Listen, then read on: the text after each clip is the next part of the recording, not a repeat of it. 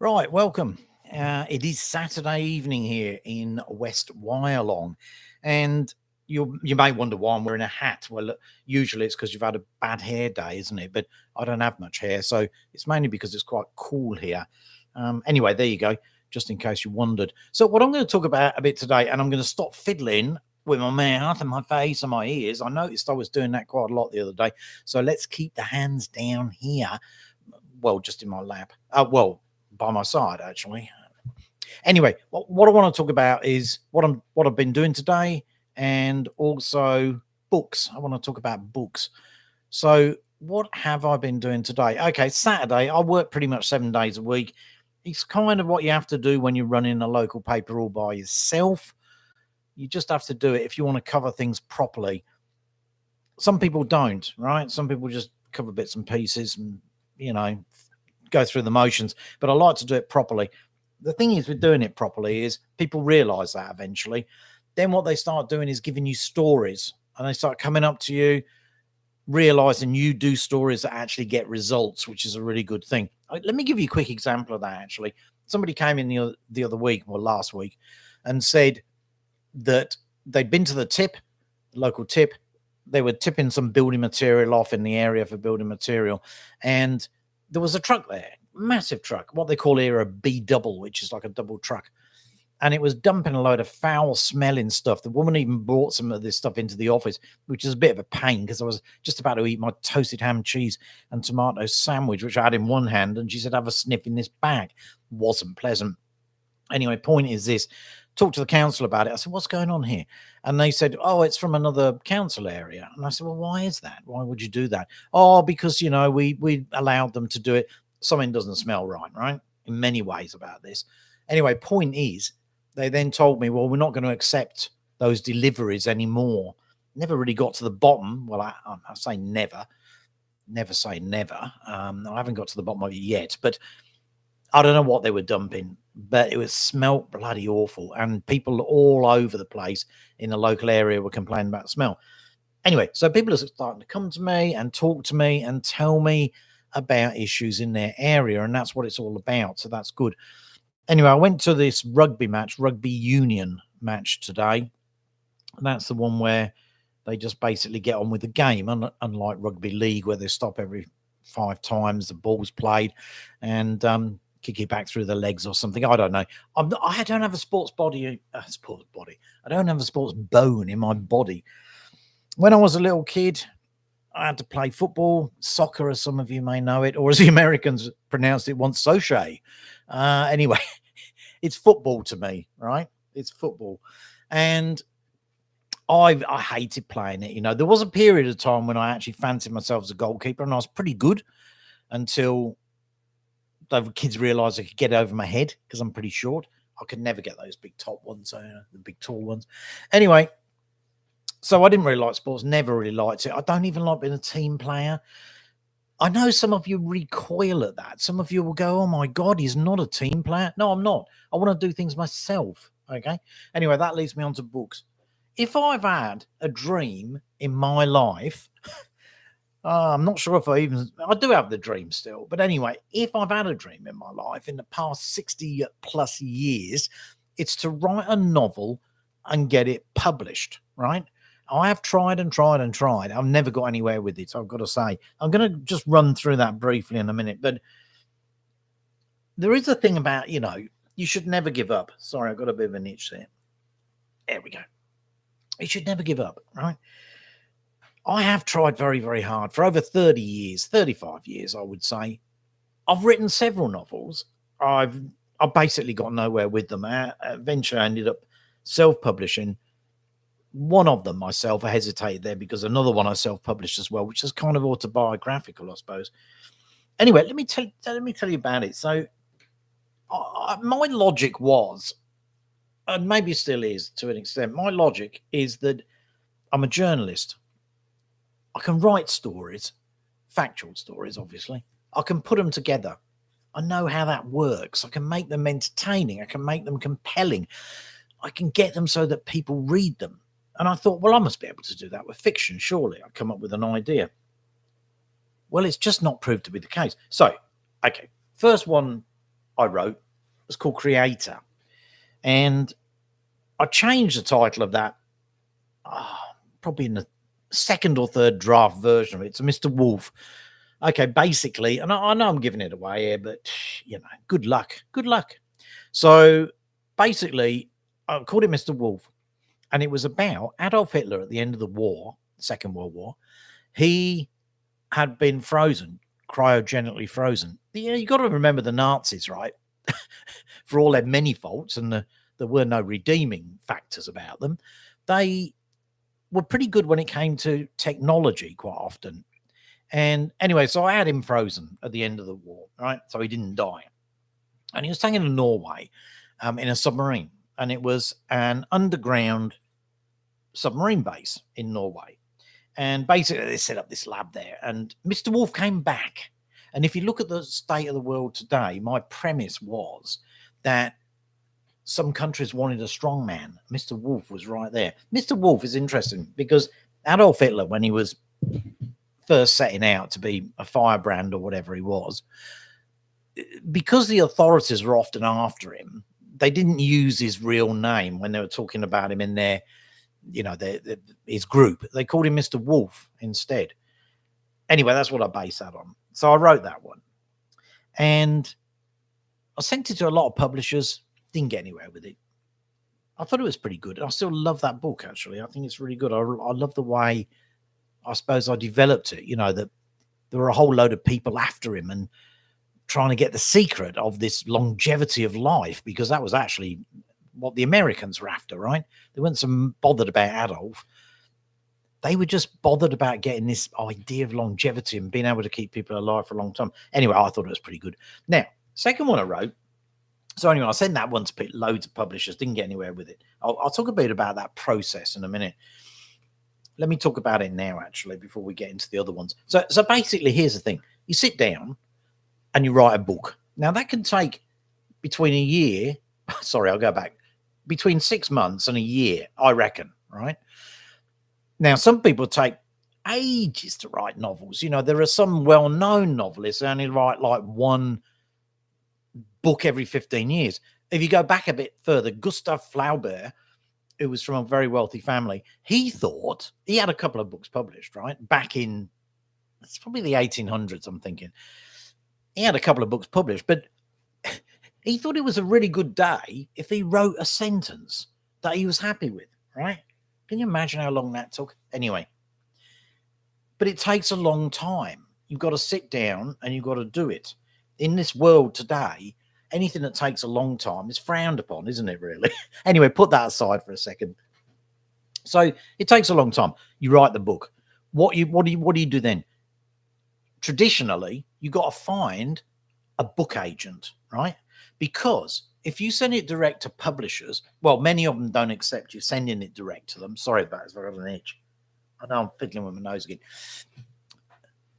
They don't accept books just sent in. Now, some publishers have systems where they go, every Friday you can send us your book. It goes into what they call a slush pile, right? It's just a big pile of books. Everybody's writing books. Every man, woman, and his dog. Is that right? Man, woman, I don't know, whatever. But anyway, everybody's writing books, right? Or were, and they go into this big pile. Or you get a book agent. Getting a book agent is super duper tough. I managed to get one back years ago when I was doing the motoring journalism. I have actually had, and I suppose I should be applauding this, really. I've had 5 non-fiction books published about motoring, right? So that's quite good. But I didn't make much money out of those at all, and anything I did is long ago been spent. But because you're never going to make a load of money out of those sort of books. Anyway, so it goes to a book publisher. The book publisher tries to sell the idea into, the book agent. They try to sell the idea into a book publisher, right? And that's when, if it happens, that's when it sort of kind of takes off. Now, second book I wrote was called Venom. And that was the name of a car, top secret car, right? Or code name for it. And again, full book. I've written a full novel. I had a book agent at the time. And because I was doing motoring journalism, I thought this is the way to get in. This is a thriller. about a top secret car. It's been tested, it's stolen, right? And then there's a race to find it again. This is written a long time ago, right? It was before electric vehicles and all that sort of stuff. So ahead of its time, I would say. The book agent, he goes, I sent him the first few chapters. He goes, if you can keep, I'm sorry, here we go. If you can keep this up, then I can sell this book into publishers. I reckon it's a really good book. Brilliant. Wrote the whole book, got on with it, really got on with it and wrote it. Yeah, it's a bit of a bad hair day anyway. And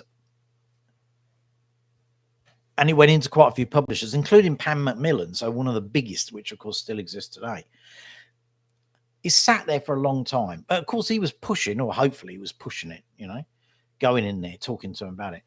Eventually, what happened was they said, oh, look, we do like it, but we can't do it because we've just accepted another writer who's doing a regular series on thrillers based around Grand Prix, right? So we can't have two motoring books. Oh, well, that's a bit of a shame, isn't it?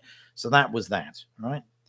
Then I sat down and wrote what I thought was quite a personal book, really, because I just like the idea, the concept of it. It's called Christiana, and I called it a novel of dangerous romance. Now, this was funny. Basically, right, what it was like Christiana was the granddaughter. Actually, I hesitated there because I think she was originally the daughter, but the time has gone by so much. She would have been the granddaughter of Anastasia, who was one of the Russian Romanov princesses that sometimes people said had survived a massacre by the Bolsheviks, by the Soviets, during the Russian Revolution in 1917. So Christiana was her daughter. And her destiny was to go back to Russia, which was in turmoil at the time. It's probably in the time just before Gorbachev, I guess. Anyway, and so it was a chase across Europe because people were after her. She'd been groomed, and not groomed in the sexual way you think about these days. She'd been groomed to be a leader, right? And what happened was, because these people were chasing her, right? This main character in the book, he had left this job that he was doing, and he was going on the ferry. There was no Channel Tunnel then. He was going on a ferry from Britain to Europe. He's just going to have a drive around Europe, right? And take some time off. He had a nice Jaguar XJ12, right? And she got in his car. And so the story began. So I thought, I've always loved this one, right? Had some great characters in it and all of that sort of stuff. What happened with this one was, I think by that time that the agent had retired. I'm sure that's what happened. Anyway, so I tried pushing this one and putting this one in. One of the best things was I based the character, the main bloke in it, on me, right? With my humor and all of this sort of stuff. I was familiar with driving those sorts of cars, and I'd been across much of Europe, and many of the places I quoted in the story where we stayed. Yes, it was a growing romance where we stayed. I had actually stayed, right? So I had experience of this. One of these book publishers got back to me and said, "Hey, your story doesn't ring true. The lead character, that was me, is totally unbelievable." What the hell? It's me. Anyway, so that was a bit of a pain. I did like that one. I do still like it. Okay. Then I went to America. I was going out with a girl from Boston for some time, and I went out to America. And I wrote this book called Traveling with Tall Women, which was a very personal novel, I suppose, totally different genre to Creator, Mr. Wolf, Venom, and Christiana. And I thought it was really good. Couldn't get anywhere with that at all. Oh, I did still have the agent then. I did. And he said to me, "Oh, it's a very personal book." I said, "That's right." He said, "I don't think I can sell it." I said, "Well, give it a try." People next door to me, they ran a local operatic society, and I actually showed it to them, and the woman said to me, "Look, if you can rewrite it as a script, we might like to put this on." I said, "Oh, that's a good idea." So I spent another 6 to 8 or 9 months rewriting it as a script. Anyway, they were going to produce it, like that. I'll tell you, I was going through a bad period in my life at that stage. I really was. I'll talk about that probably one time, maybe sometime. I don't want to talk about it too much now, but anyway, the point is that never happened. And that was that. Anyway, bit of time went by. I came over to Australia. I thought I'd give it another go, and I wrote a book called Christ. Now, Christ, the name comes from the main character as a police officer, as a police inspector, right? And so set in Australia, set in a place called Bone Mountain, because I live, or the family live, in a place called Bowen Mountain. But Australians obviously shorten everything, or basically, I was going to say dumb it down. They don't really do that. Anyway, when they're talking, they go, you say, where do you live? They go, Bone Mountain, Bone Mountain, Bone Mountain. So I called it that anyway. And I wrote this at the time when I was thinking, there's a Swedish noir, right? These Swedish stories like Henning Mankell wrote, and also the girl with the scorpion and tattoo and all that sort of stuff. They were doing really well. And I thought, but in Australia, there's not anything really like that. So this would be a good thing to do. Basically, it was like a really good police procedural, but set in Australia. Didn't get anywhere with it. Now, if you look at the market, let me go back on that though. So what I did was I was getting really fed up by this time. I've been doing all these novels, and I thought, why can I not get a novel published? It's ridiculous. And so what I did was I sat down and I found out the best agent in the UK. Now, this is a person who was the agent for Lee Child. If you know anything about mass market novels, you'll know Lee Child. He's a bloke who's written a Jack Reacher series, right? And sells millions and millions of copies. Interestingly, and just to show how difficult the whole thing is, he was made redundant from his a TV executive role in the UK, and then he decided he'd have a try at writing novels. He talked to his dad about it before he started. His dad's a lawyer, or was a lawyer, and he said to his dad, "This is what I'm going to do." And his dad said to him, with all the logic that lawyers have, he said, well, that's just like winning the lottery. Getting a book published is like winning a lottery. And that is a really good explanation of it, I think, because I think that is right. I think it's very difficult. I think that luck plays a part. I think that all sorts of things play a part. Even if you can write something really well, it doesn't necessarily mean you're going to get it published, right? It's one of those things. I'm not trying to make excuses for my inability to get it done. Anyway, Lee Child, very successful. Great agent, right? Got in touch with her. Sent her I reckon the letter was probably better than the book, to be perfectly honest. I sent her this great letter. I sent her the first few chapters of Christ. She came back to me and she said, you are a really good writer of creative fiction. Bloody hell, I thought this is great. I can use that on the cover of the book when it's published. Anyway, lessons learned and all this. She said to me, I really like it, but I think you need to develop the main character a bit more. Okay, so what I said, okay, fair enough. Took her advice. I shouldn't have done it. I should not have done it. So I started adding a load of stuff to the story, fleshing out the characters really a lot. If I'd have thought about it a bit more and thought about Lee Child, his characters are not fleshed out, right? They're just not. And there's a Saul Pattinson as well. He's an American writer. He's another guy. He doesn't flesh them out. Saul Pattinson, he wrote the first book he wrote is a very, very detailed outline, right? He wrote this detailed outline. And from that, he was going to write his main novel. But then he thought to himself, you know what? This detailed outline's actually pretty good. And he sent it off just as it was. And he got published. And he sells billions of, copies every year, every week or whatever. Bastard. Anyway, so what happened was I added a load of stuff into this story. It became, I suppose, maybe it became a bit flabby. I still like it. I love the story. Anyway, it was with them for about 6 months, which is always, not a good sign. And they didn't want it. It didn't go ahead. Then I sat down. I thought, okay, fair enough. I'm going to pare it right back. I'm going to get it back to how it was. I spent a lot of time doing that, 6 months maybe doing that. Got it back, cut it right down, sent it to them again. They weren't interested.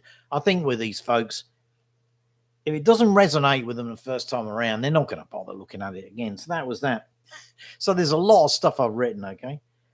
Anyway, at that time, when I was rejected by this book, by Christ, I got really down about it. I didn't even want to go near the computer. Seriously, I didn't go anywhere near it for weeks and weeks.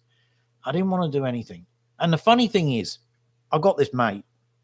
He's an American. He's an accountant, right? Now we bonded. I say a mate. We bonded over watches. I love watches, right? And so does he. And I bought some off him, and he was going through hard times financially, which is ironic, isn't it, for an accountant? But I think he got divorced or something like that. Anyway, so we became friends. More him instigated than me, I've got to say, but we did.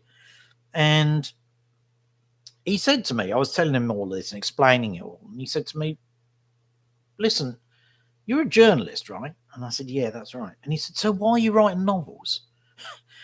Now, if it had been within reach, I would have got the typewriter and smashed it over his head and probably killed him, because I'd spent all this time doing it, and that was all he had to say.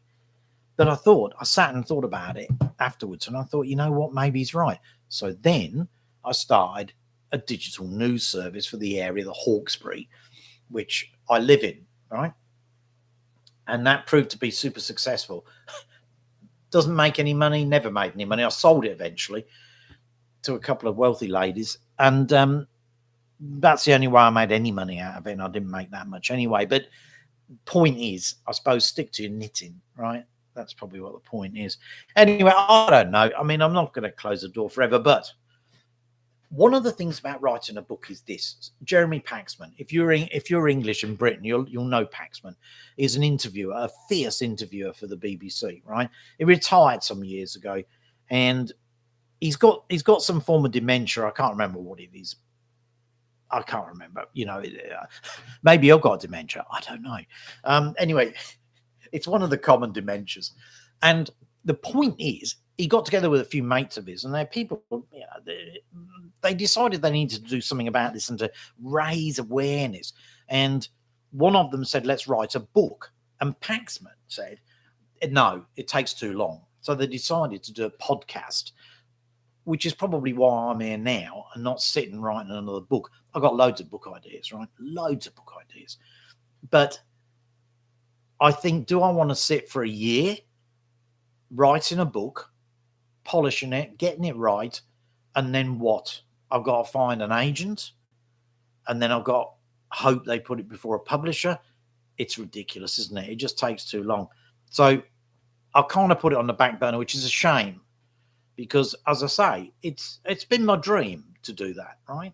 You should never give up on your dreams, but I don't know. I mean, sometimes maybe you have to just look at it something a bit different. Now, I thought what I'll do instead is I'll do a regular podcast or YouTube, as it were.